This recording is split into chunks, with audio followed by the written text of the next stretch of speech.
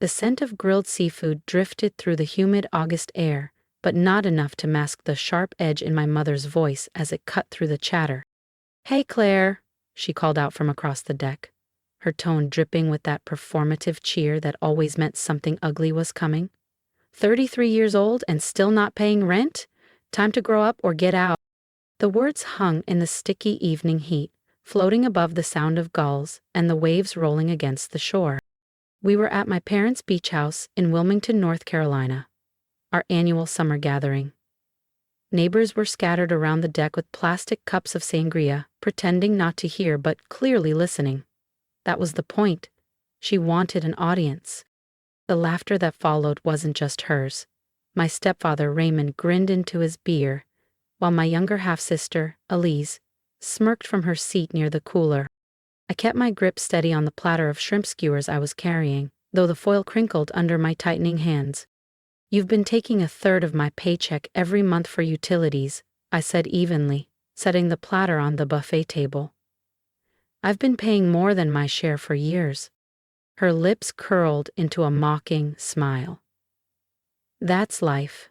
If you don't like it, move out. But we both know you can't afford that." "Yeah," Elise chimed in. "Good luck finding anywhere decent on your salary." The air was heavy. Not just with the smell of charred seafood and sunscreen, but with the thick, familiar weight of condescension. They expected me to swallow it, maybe laugh it off, maybe cry later in private. That's how it always went. Not this time. I stepped closer to her, close enough to see the reflection of the deck lights in her wine glass. My voice was low but steady. "Fine. You want me gone? You'll get your wish," she snorted. "And where exactly are you going? Back to that shoebox apartment with the leaky ceiling? You've got no savings, Claire." I didn't answer. I didn't need to. The rest of the evening passed in a haze of small talk and forced smiles. But in my mind, everything was sharp, deliberate. I'd been planning my exit for months. Quietly. Just last week, I'd signed the papers and picked up the keys to my own place. A restored brick townhouse downtown. She thought she was pushing me out. She had no idea I was already gone. And when I left, I wouldn't just take my things. I'd take the comfort she thought she controlled. The next morning, I loaded the last box into the back of my Navy SUV. My hands trembled. Not from sadness, but from the electric thrill of finally cutting the cord. The salt-tinged breeze from the Atlantic filled my lungs as I pulled away from the beach house without looking back. By mid-morning, I was parking in front of my new place, a restored 2-story brick townhouse downtown, with white trim and a small balcony that overlooked the quiet street. The air here smelled cleaner, lighter. My home.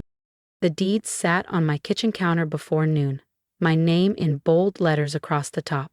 I took a picture of it and sent my mother a short message. The reply didn't take long. Within an hour, her name flashed across my phone screen. I let it ring. Then came a call from Raymond. Ignored. By dinner time, I heard the rumble of a familiar pickup truck outside. Peeking through the blinds, I saw her, my mother, climbing out of the passenger seat. Face pale, lips pressed into a razor-thin line. Raymond followed, his brow furrowed. Elise's car idled behind them. The music turned off. I stepped out onto my balcony as they reached the sidewalk. My mother's voice carried up to me, tight and urgent. "You're not serious, Claire." Leaning against the railing, I met her eyes. "You told me to pay rent or get out. I chose get out. And I'm done paying your bills, too." Raymond's face hardened. Elise shifted uncomfortably, for once without her usual smirk. For the first time in my life, I felt the shift, like the tide turning. I wasn't the dependent daughter they could lean on anymore. When they left, I stayed on the balcony, letting the August air settle around me. It wasn't relief yet. It was something sharper. A freedom, so new it almost stung. Inside, I opened my laptop and got to work. One by one, I severed every financial tie. Electric bill, removed from my account. Gas, transferred. Internet, water, car insurance, gone. Each confirmation email felt like a brick lifted from my chest. An hour later, my phone rang. Mom, ignored. Then Raymond, ignored. Elise, ignored. Across Hiordiles, by late evening, the family group chat lit up, loading client knowledge into one commerce app. Mom always act like the Clispaneerings. This isn't funny, Claire. The Wi-Fi's down. Raymond, you can't just shut things off. Elise, wow, hope you're happy. You ruined dinner. I typed one line and hit send. I've moved out. Bills are your responsibility now. I thought that would be the end of it, until I saw their SUV pull up in front of my townhouse the next afternoon.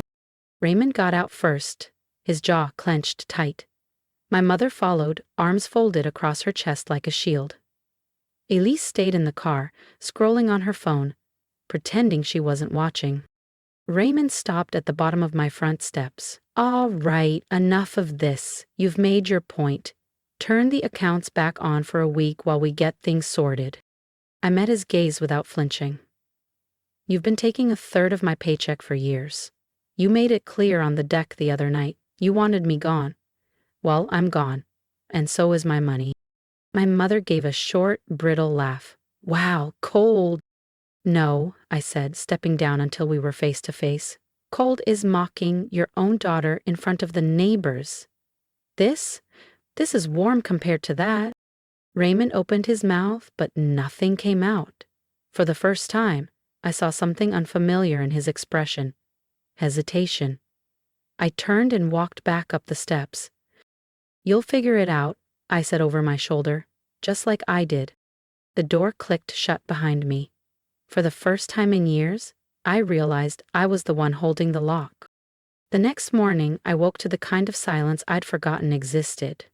No heavy footsteps in the hallway, no TV blaring, no sharp voices echoing from the kitchen, just stillness. I made coffee in my small but sunlit kitchen, the steam curling lazily in the warm August light. For a moment, I almost smiled, until my phone started buzzing. Raymond, call us. This is urgent. Mom, the electric's off. Food's spoiling. We have to talk. Mom again. If you care about this family, you'll fix this today. I set the phone down and took another slow sip of coffee. Their chaos was no longer my responsibility. By noon, there was a sharp knock at my door, 3 times, quick and hard. I checked the porch camera. My mother stood there alone, sunglasses covering half her face. I opened the door just enough to speak. What do you want? Her smile was tight, forced. We need the car insurance in your name for just a few more days. Elise has an interview. I've already moved it to my address, I said evenly. It's my policy. If Elise is driving, she needs her own. Her jaw twitched, but she didn't argue. This time, she was the one walking away. If you've been following my story, you know this is just the beginning. Subscribe now, so you don't miss what happens when they try one last move to pull me back in. You're punishing us, my mother said, her sunglasses sliding down just enough for me to catch the edge of her glare. No, I replied, leaning against the doorframe. I'm refusing to be punished anymore. She blinked, thrown off by my calm tone. Your stepfather's furious. You know he's only like this because he's stressed. The shop closing? I tilted my head. That shop closed 3 years ago. He's had 3 years to stop leaning on me like a crutch. For a second, her carefully composed mask slipped, her eyes sharpened, voice lowering. You'll regret this. Sooner than you think, I said, and closed the door without another word.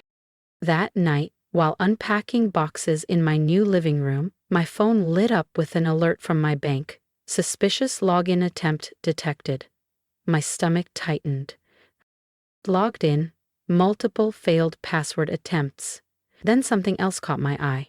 A department store credit card I'd never opened, registered under my name but tied to an address that wasn't mine. It didn't take much to connect the dots. My purse had mysteriously gone missing in the old house last year, only to reappear 2 days later with nothing missing. Or so I thought. My stepbrother Tyler. I printed every bank email, every fraudulent statement, sliding them into a folder labeled boundaries in big black letters. This wasn't just about protecting myself anymore. I was building a case. Near midnight, my phone buzzed again. Tyler, you think you're better than us now? Watch your mailbox. I stared at the screen, feeling the anger in my chest condense into something colder, sharper. They weren't just losing my money. They were losing their grip. And the more they realized it, the uglier this was going to get. The next 2 days were quiet. Too quiet. No knocks, no calls, just the occasional text from Tyler, each one dripping with sarcasm or thinly veiled threats. I kept my replies short and always in writing, careful like my attorney had advised. Every word, every date, every attempt to bait me went into that same folder. By the third morning, the silence broke. My phone buzzed nonstop as I sipped coffee at my kitchen counter. Screenshots from friends and neighbors started rolling in, public posts on my mother's personal page, written in that wounded, self-pitying tone she'd perfected. Some people think they can just turn their back on family. After all we've done, they leave us in the dark. Literally. The comments were predictable. Sympathy from mutual friends, nosy questions from distant relatives I hadn't heard from in years. And of course, her signature move, leaving just enough detail out so the villain could be anyone. But the most telling thing? Not one of them tagged me. Not one said my name. They wanted to spin their story without giving me a brush. I didn't take the bait. Instead, I called the power company, water company, and internet provider again to double-check that every account was fully switched to their names. I wasn't leaving them a single inch of leverage. By noon, my doorbell rang. The porch camera made my jaw tighten. Raymond, alone this time, hands buried deep in his shorts pockets. I opened the door but stayed firmly behind the threshold. "What is it?" His voice was calmer than I expected, but there was still an edge. "We've got a situation, the mortgage payment's due, and without your transfer—" "Not my problem," I said before he could finish. His eyes narrowed. "Do you even hear yourself? You've been part of this household for years. You don't just walk away from responsibilities overnight." I laughed, a sharp, humorless sound. "You mean the responsibilities you dumped on me the moment I started working? The ones you never asked about, just took?" He stepped closer. "You think this new place makes you better than us? That you can just hide here while we drown?" "I'm not hiding, Raymond. I'm just done being your lifeline." His jaw tightened like he was holding back a dozen threats. Then he turned, but not before tossing a final shot over his shoulder. "You'll regret this when you come crawling back." I closed the door slowly, almost savoring the click of the lock. Crawling back wasn't in my vocabulary anymore. That evening, as the August sun sank low over the rooftops, I saw the unraveling begin. A neighbor from my old street called, voice low, like sharing a secret. "They're out in the driveway yelling. Something about the bank account being overdrawn. Denise says she can't buy groceries. He keeps saying it's your fault." I thanked them, hung up, and sat in silence for a moment. They were finally feeling what I'd carried alone for years, the weight pressing down on them instead of me. The next day, I made my next move. I went to the bank, met with the branch manager, and closed the last joint account they still had access to. When I left, the folder in my bag felt heavier, thicker, more complete. That evening, a text from my mother. "You've made your point. We get it. Just please help us this month. We'll figure it out after." I didn't reply. 2 hours later, a public post on her profile. Funny how people change when they think they don't need you anymore. But life has a way of humbling everyone. And for once, my mother was right. Though not in the way she imagined. It was a humid Saturday morning when the perfect opportunity landed in my lap. I was at my kitchen counter, sipping coffee, scrolling through emails when one popped up from the mortgage company, tied to my parents' beach house. The subject line read, "Urgent, past due balance, notice of public auction." At first, I thought it was some clerical error. I hadn't lived there for weeks, and I'd already removed my name from every account linked to that address. But when I opened the message, I realized the bank must still have me listed as an emergency contact from years ago. The letter was short and blunt. 2 payments missed. No arrangement made. Auction scheduled in 30 days. I sat there, letting the words sink in. This was it. Proof in black and white that all their bluster and finger-pointing was just smoke. Before, I might have rushed over, tried to fix it, drained my account again to save the family. But that version of me was gone. Instead, I hit print. The paper slid warm into my hand. I placed it neatly into my boundaries folder. By noon, the inevitable came, the pounding at my door. When I checked the porch camera, all three of them were there. Raymond red-faced, my mother tight-lipped, Elise with that smug half-smile, like she'd just caught me bluffing. I stepped outside, shutting the door behind me. "You saw the notice," Raymond said. "We can't lose the house, Claire. You're gonna help fix this." I folded my arms. "No, I'm not. You're still family." His voice was loud enough for the neighbors across the street to look up from their lawn chairs. I didn't lower mine.